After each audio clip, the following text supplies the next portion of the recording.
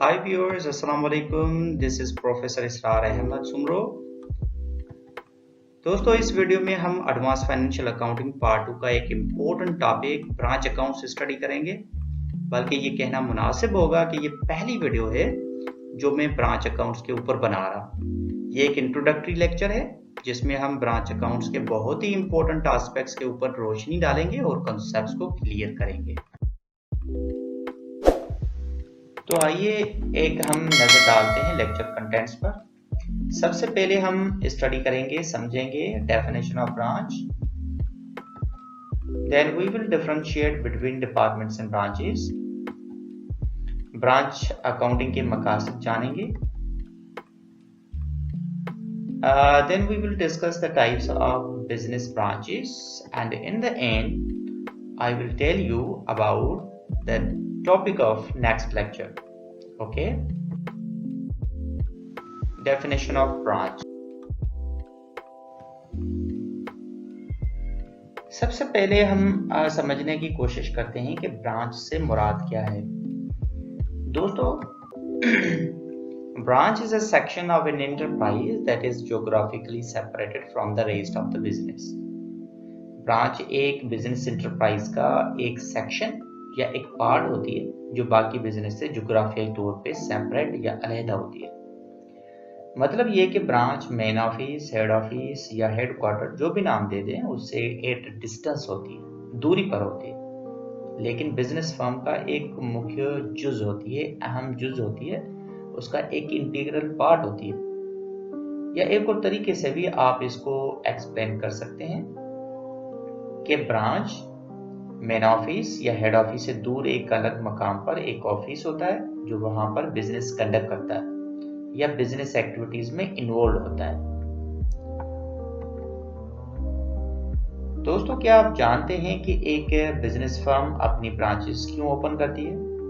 यकीनन आप जानते होंगे, वो इसलिए ताकि वो अपनी बिजनेस को एक्सपेंड कर सके, उसे दूर दूर तक फैला सके, खास तौर पर उन एरियाज, उन सिटीज, उन प्रोविंसेस या इवन उन कंट्रीज तक जहां उस फर्म की प्रोडक्ट्स की डिमांड होती है, जिस डिमांड का उन्हें मार्केटिंग रिसर्च के थ्रू पता चलता है। ये भी आपको पता होगा। अच्छा, एक मिसाल ले लेते हैं कि एक रावलपिंडी बेस्ड बिजनेस है जिसकी 4 ब्रांचेस हैं, कराची, लाहौर, पेशावर और कोयटा में, जिनके जरिए वो अपनी प्रोडक्ट्स को सेल आउट करती है। अब ये कहना गलत होगा कि ये ब्रांचेस मेन ऑफिस से अलग हैं। हाँ, ये तो कह सकते हैं कि फिजिकली मेन ऑफिस से या हेड ऑफिस से दूर है, लेकिन उस बिजनेस फर्म का एक मुख्य हिस्सा है। ठीक है। The next point to be discussed is the difference between departments and branches. काफ़ी स्टूडेंट्स को डिपार्टमेंट्स और ब्रांचेस को डिफरेंशिएट करने में दिक्कत होती है, तो इस वीडियो में मैं कोशिश करता हूं कि इस प्रॉब्लम को दूर कर दूं। डियर स्टूडेंट्स, हम इन दोनों को सिर्फ 2 बुनियादों पर डिफरेंशिएट कर सकते हैं। First point of difference is location. Department असल में उसी बिल्डिंग में लोकेटेड होता है जिसमें हेड ऑफिस और दूसरे डिपार्टमेंट्स मौजूद होते हैं। हाँ, अगर हर डिपार्टमेंट के लिए अलग अलग बिल्डिंग होती है तो वो सारी बिल्डिंग्स एक ही बाउंड्री वॉल के अंदर होती है, जबकि ब्रांचेस अपने हेड ऑफिस से दूर एक अलग ज्योग्राफिकल लोकेशन पर मौजूद होती है। सेकंड जो बेसिस ऑफ डिफरेंस है वो है कंट्रोल। डिपार्टमेंट्स के ऊपर हेड ऑफिस का कंट्रोल बहुत ज्यादा और करीबी होता है, जबकि ब्रांचेस के ऊपर कंट्रोल ज्यादा भी हो सकता है और कम भी हो सकता है। अच्छा, in the case of dependent branches head office का कंट्रोल बहुत ज्यादा होता है, और in case of independent branches ये कंट्रोल जो है हेड ऑफिस का कम होता है।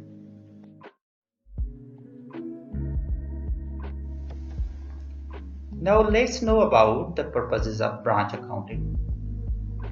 ब्रांच अकाउंट्स मेंटेन करने के क्या मकसद होते हैं? दोस्तों मैं पहले ही आपको बता चुका हूं कि डिपेंडेंट ब्रांचेस के अकाउंट्स हेड ऑफिस मेंटेन करता है, वो खुद नहीं करती। तो आइए मैं आपको बताता हूं कि ब्रांच अकाउंटिंग करके हेड ऑफिस क्या हासिल करना चाहता है। असल में हेड ऑफिस का पहला मकसद ये होता है कि वो अकाउंटिंग ईयर के आखिर में अपनी हर ब्रांच का अलग अलग इंडिविजुअली प्रॉफिट या लॉस और उसकी फाइनेंशियल पोजीशन का पता लगाना चाहता है। इसीलिए हर ब्रांच के लिए हेड ऑफिस अपने बुक्स ऑफ अकाउंट्स में अलग अकाउंट्स बनाता है। दूसरी वजह यह होती है कि हेड ऑफिस ये जानना चाहता है कि हर ब्रांच की कैश और गुड्स की रिक्वायरमेंट कितनी है, क्योंकि नेक्स्ट पीरियड में अगर हेड ऑफिस को इस बात का पता ना होगा तो उसकी वजह से पूरे बिजनेस को प्रॉब्लम हो सकती है, क्योंकि कम या ज़्यादा वर्किंग कैपिटल रखने की वजह से और कम या ज़्यादा गुड्स प्रोड्यूस करने की वजह से ओवर या अंडर कैपिटलाइजेशन हो सकती है, जिसकी वजह से पूरे बिजनेस एंटरप्राइज को बहुत ज़्यादा नुकसान हो सकता है। इसके अलावा हेड ऑफिस ब्रांच अकाउंट्स के थ्रू इस बात का पता बआसानी लगा सकता है कि हर ब्रांच के पास साल के आखिर में कितना स्टॉक रह गया जो इस साल में बिक नहीं सका। चौथा सबब यह होता है कि हेड ऑफिस इस बात का तयन करना चाहता है कि कौन सी ब्रांचेस प्रोग्रेस कर रही हैं और कौन सी नहीं कर रही, किसकी परफॉर्मेंस अप द मार्क या ओवर द मार्क है और किसकी परफॉर्मेंस बिलो द मार्क है। Last but not the least मकसद ये होता है कि इसी असेसमेंट जो हम पॉइंट नंबर 4 में पढ़ चुके हैं, इसके बेसिस पे ये डिसीजन लिया जा सकता है कि किस ब्रांच को और ज्यादा एक्सपेंड किया जाए और किस ब्रांच को बंद कर दिया जाए।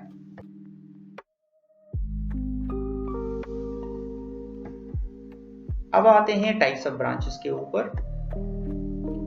दोस्तों बुनियादी तौर पर बिजनेस ब्रांचेस के दो टाइप्स होते हैं, फॉरेन ब्रांचेस और इनलैंड ब्रांचेस।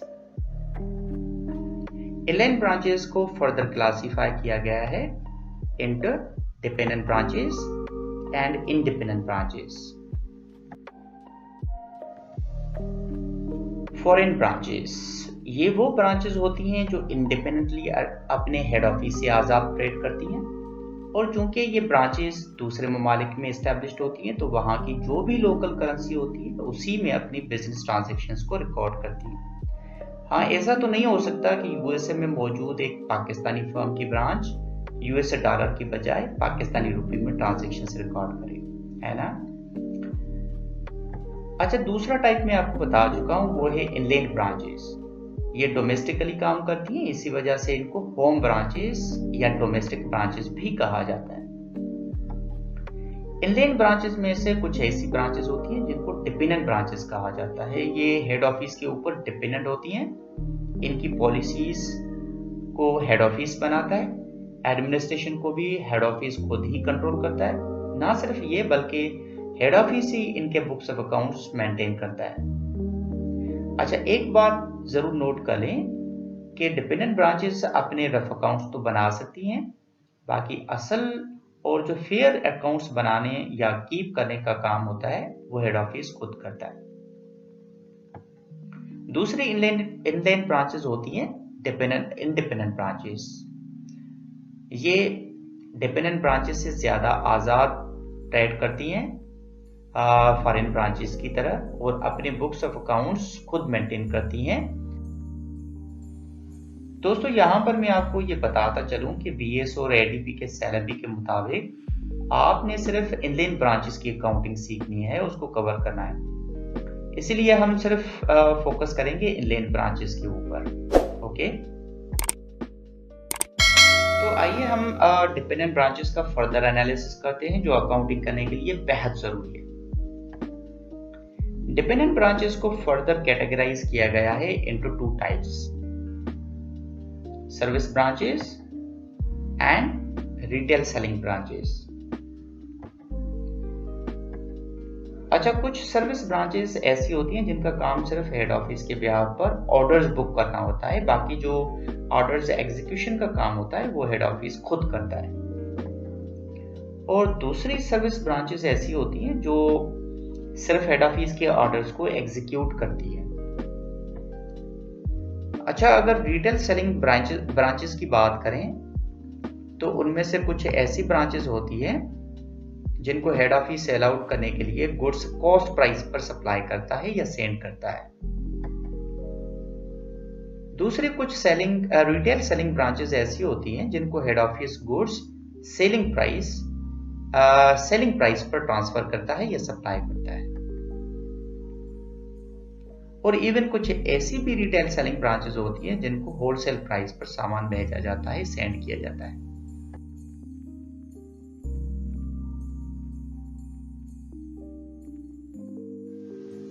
दोस्तों, आपके लिए इतना काफी है।